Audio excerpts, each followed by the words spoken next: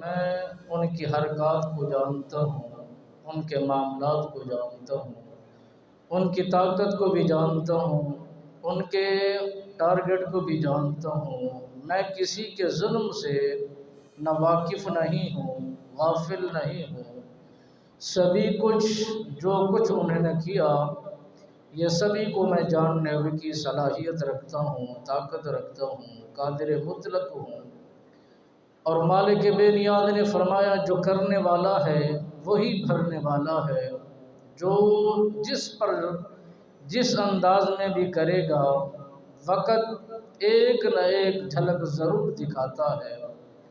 ایک نہ ایک ٹائم اس کو اس کا بدلہ چکانا ہوگا، اور اس کی قدر اور اہمیت جس کو وہ جان نہیں سکا،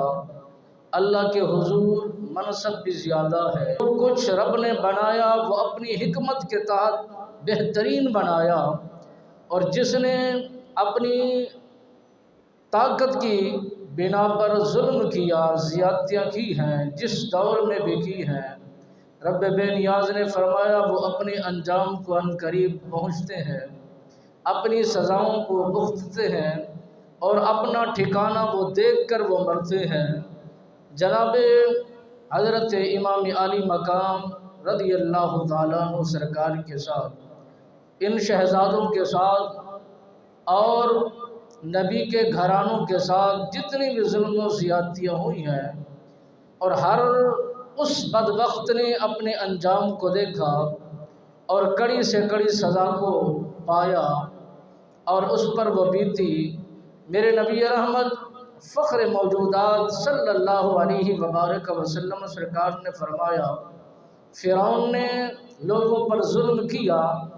اپنے ساتھیوں کے ساتھ وہ غرق ہو گئے،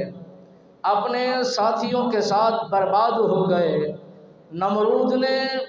بہترین اپنا نظام بنا کر حکومت کا سکہ چلانا چاہا، اپنے رہبروں اور اپنے حامیوں کے ساتھ ملیا میٹ ہو گئے،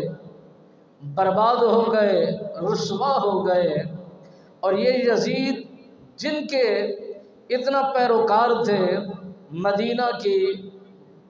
عزت کو پامال کیا اور تقدس کو پامال کیا، اور بہترین خوبصورت جگہ کی قدر و قیمت کو نہ جانا۔